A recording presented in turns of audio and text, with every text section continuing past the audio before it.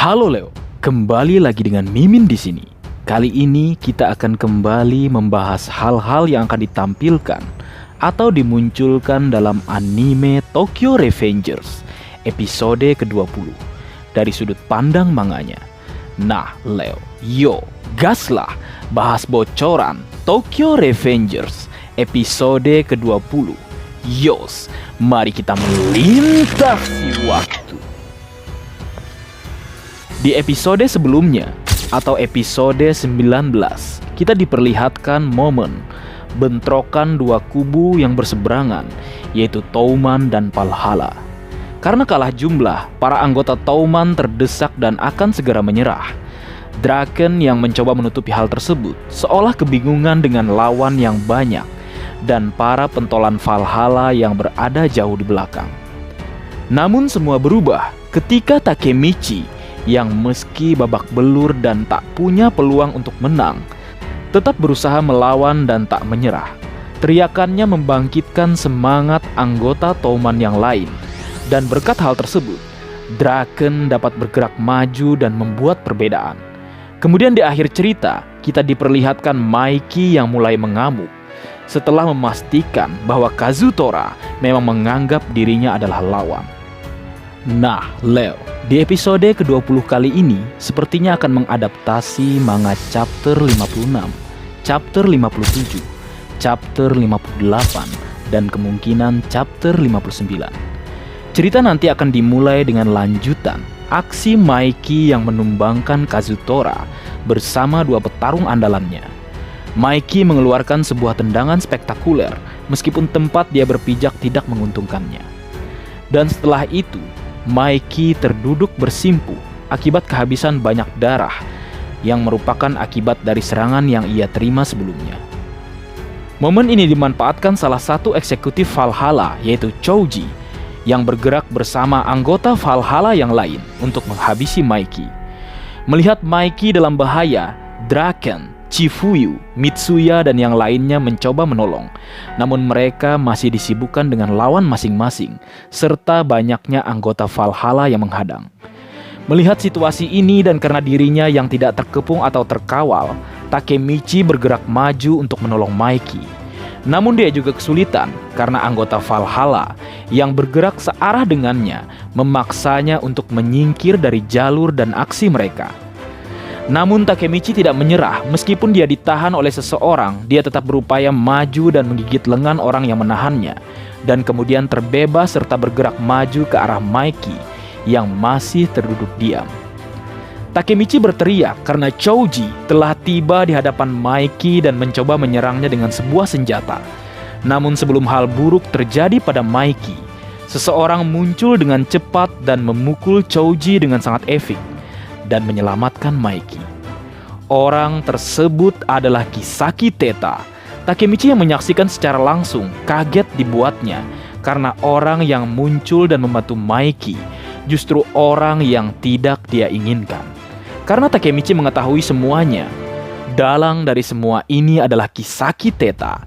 Dan sepengetahuan Takemichi, orang yang Kisaki Teta pukul merupakan salah satu bawahannya. Semua anggota Touman yang melihat kejadian dari kejauhan memuji aksi Kisaki Teta. Bahkan para elit Touman seperti Mitsuya bahkan Draken memujinya, bahkan mempercayakan keselamatan Maiki padanya. Hanya Chifuyu yang tidak menyukai aksi dari Kisaki, dan tentu saja sang pelintas waktu kita yang mengetahui kebenaran yang akan terjadi di masa depan. Takemichi menangis karena tak bisa berbuat apa-apa dalam upayanya untuk mengubah masa depan. Namun di tengah keputusasaan, seseorang muncul dan mendaratkan sebuah pukulan dengan sebuah tongkat ke arah Kisaki Teta. Kisaki Teta terpental dan terjatuh, dan orang yang melakukan itu adalah Baji Keisuke. Semua orang kaget melihatnya, dan akhirnya Takemichi menyadari sesuatu, jika Baji ternyata mengincar Kisaki Teta sejak awal. Kembali ke pergelutan, Baji yang lengah usai memukul Kisaki Teta dikejutkan dengan sebuah tarikan dan lemparan dari seseorang. Dan orang tersebut adalah pria besar yang selalu bersama Kisaki Teta, atau wakil kapten divisi ketiga, Touman. Kisaki kembali bangkit dan dia berkata jika ada seekor lalat terbang di dekatnya. Dan dia mengatakan pada yang lainnya untuk menghancurkan lalat tersebut. Takemichi yang juga mengetahui fakta jika Baji Keisuke akan mati dalam duel dua kubu Touman dan Valhalla, kebingungan bagaimana mencegah hal tersebut. Namun kembali di tengah kebingungan Takemichi, Chifuyu muncul di hadapan Baji untuk menghentikannya. Karena menurutnya, jika Baji membunuh Kisaki, itu akan membuat sebuah pengkhianatan pada Maiki. Dan Chifuyu menambahkan jika memang tujuan Baji menghajar Kisaki Teta untuk kepentingan Touman, sekarang bukanlah waktunya. Namun tidak memperdulikan apa yang Chifuyu katakan, Baji Keisuke memukulnya dengan tongkat pipa yang sebelumnya ia gunakan. Chifuyu terkejut, namun dia kembali bangkit dan mencoba kembali menghentikan Baji yang bergerak maju. Dia berteriak dan berkata jika dia adalah wakil kapten skuad pertama Touman dan dia ada dan datang saat ini untuk melindungi Baji Keisuke. Jadi dia tidak akan membiarkan Baji lewat dan dia tidak akan main-main, ujarnya. Namun Baji tetap tidak peduli, bahkan dia mengancam Chifuyu untuk memberi Chifuyu waktu 10 detik untuk menghentikannya. Karena Baji berkata dia tidak akan berhenti kecuali jika Chifuyu membunuhnya. Di tengah hitungan mundur dan kebingungan yang melanda Chifuyu, seseorang yang tak terduga kembali muncul. Ya, Takemichi muncul, mendekap dan berusaha menahan Baji. Takemichi berkata jika dia akan bisa menghentikan Baji Keisuke bersama dengan Chifuyu. Namun Chifuyu tak bergerak dan dia mengatakan jika dia tak bisa memukul Baji Keisuke yang merupakan kapten sekaligus orang yang dia hormati. Sementara itu, Baji Keisuke mencoba melepaskan diri dari dekapan Takemichi. Dia melancarkan sebuah serangan sikutan yang sangat keras ke bagian belakang kepala Takemichi. Takemichi hampir pingsan, namun dia menguatkan dirinya dengan mengingat Maiki dan juga Hina. Takemichi lalu memperkuat dekapan dan kunciannya. Namun di tengah aksinya, Takemichi baru tersadar akan sebuah fakta di masa depan. Jika yang membunuh Baji bukanlah Kisaki Teta, melainkan Kazutora. Dan sesaat ketika Takemichi menyadari jika Kazutora sudah tidak ada di tempat dia berada sebelumnya atau di samping Maiki, seseorang muncul dari arah belakang Baji Keisuke. Dan seperti yang diperkirakan Takemichi, orang itu adalah Kazutora. Dan dia ternyata menusukkan sebuah belati ke bagian pinggang kiri belakang Baji Keisuke. "Matilah Baji," ucap Kazutora. Takemichi yang berada sangat dekat dengan TKP langsung melancarkan serangan menggunakan bahunya ke arah Kazutora. Kazutora terguling bersama dengan Takemichi dan menjauh dari posisi Baji Keisuke. Takemichi yang masih terkejut mencoba bangkit kembali dan memastikan keadaan Baji Keisuke. Dan ternyata Baji Keisuke masih berdiri dengan tegap dan dengan sangat keren. Bahkan rambutnya melambai-lambai seperti tertiup angin. Takemichi yang kaget hanya berkata dan merasa jika serangan Kazutora hanya membuat Baji Keisuke tergores sedikit. Baji juga berkata jika Takemichi telah menyelamatkannya. Dan hal-hal yang terjadi kembali membuat Takemichi berpikir tentang apa yang sudah terjadi di masa depan, serta kemungkinan setelah perubahan-perubahan yang terjadi saat ini. Yang pertama, Takemichi berhasil menghentikan Kazutora membunuh Baji Keisuke. Karena Baji selamat, sekarang Maiki tidak punya alasan untuk membunuh Kazutora.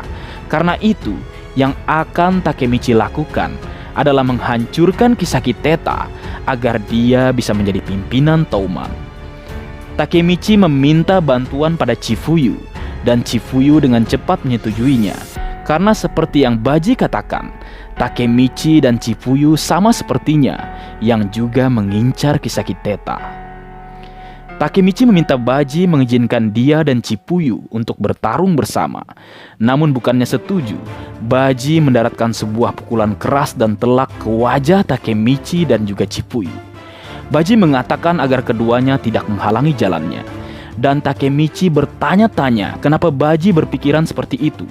Menurutnya Baji tidak perlu bertarung sendirian. Namun tatapan mata Baji Keisuke membuat Takemichi dan Chipuyu seperti memahami sesuatu. Dan sembari melewati Takemichi, dia meminta bantuan Takemichi untuk merawat Maeki. Takemichi hanya terdiam, sementara Baji Keisuke yang mencoba mendekati Kisaki Teta dihadang oleh skuad atau divisi ketiga Touman yang merupakan orang-orang yang berada di bawah pimpinan Kisaki Teta. Namun bukannya gentar, Baji Keisuke justru tetap tenang dan kemudian mengepang rambut panjangnya. Dan dengan seringai bagai predator, dia bergerak maju menerjang ke arah anggota divisi ketiga. Dengan menggunakan sebuah tongkat, Baji Keisuke mulai dengan cepat mengalahkan 4 anggota divisi ketiga Touman, dan kemudian dia masih tetap bergerak maju. Sementara itu dari kejauhan, Kisaki Teta tampak kesal karena rencana besarnya terganggu dengan kegagalan Kazutora. Dia meminta wakil kapten divisi ketiga Touman yang memang selalu bersamanya untuk tidak bersantai-santai lagi karena Baji Keisuke akan segera datang. Dan jika dia melakukannya seperti sebelumnya saat Baji memukulnya, "Kau akan mati," ujar Kisaki mengancam. Sang wakil kapten divisi ketiga meminta maaf pada Kisaki Teta. Kembali lagi, Kisaki Teta mengingatkan untuk tidak meremehkan Baji Keisuke, karena Bajilah satu-satunya orang yang mampu menyerang Kisaki. Dan sang wakil kapten divisi ketiga Touman menambahkan jika Baji Keisuke benar-benar mengejutkan mereka dengan serangan terakhirnya.